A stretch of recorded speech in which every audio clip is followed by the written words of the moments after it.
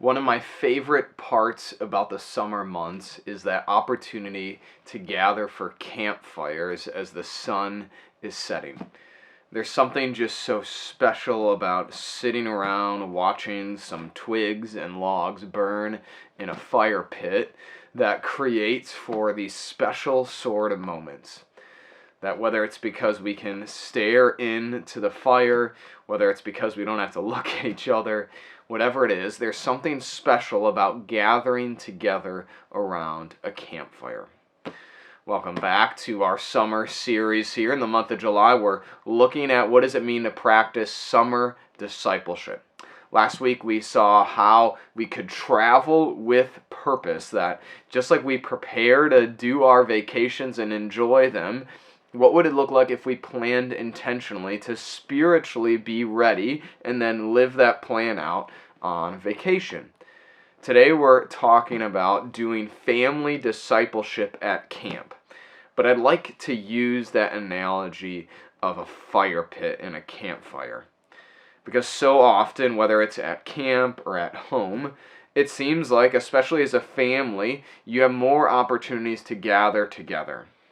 And so I don't know what your rhythm is, whether it's your dinner table, whether it's outside together, whether it's some sort of event, but what would it look like for you to live these words from Deuteronomy chapter 6?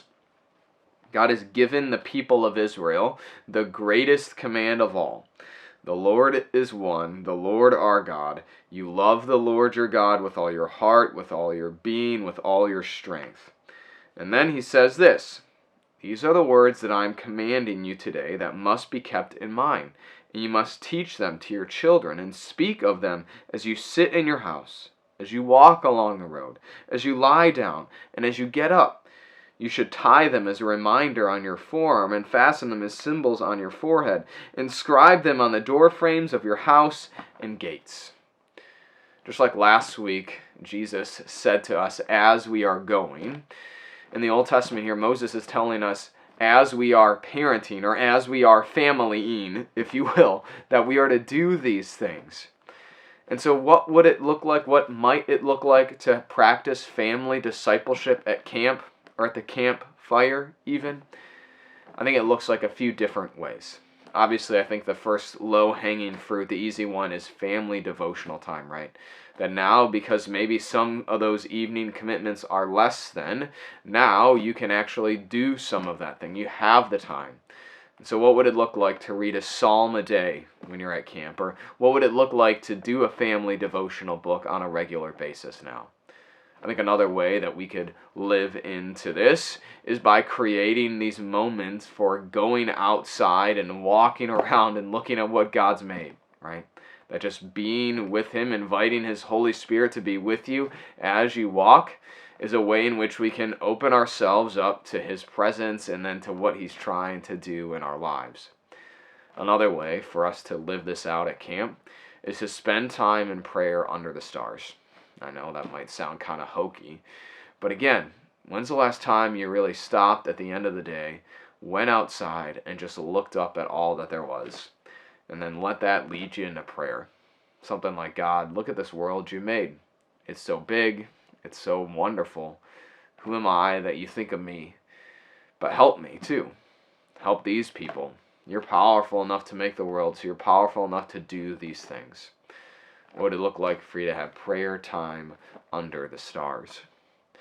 And then lastly, what would it look like for you to have moments of story time? Whether that's sitting around the campfire or on the dinner table, not necessarily highs and lows, you could do that, but what would it look like to even reflect on the past year? If you have kids in school, what would it look like to reflect on the past school year? Where did they see God at work? What challenges did they feel like God gave them strength through? And what are they excited for the future for?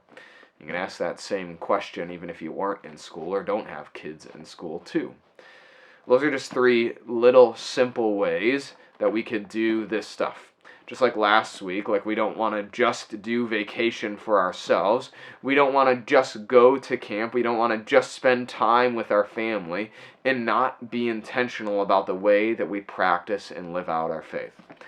Because even in the summer months, Our call as followers of Jesus is still the same: to gather as his people, to grow in his love and grace, and to go with the gospel. And so how might you practice family discipleship at camp and maybe even around a campfire? Make sure that you like this video and subscribe to the channel so you don't miss another one. It helps other people find this content, but ultimately it helps them find Jesus. God be with you until we see you again.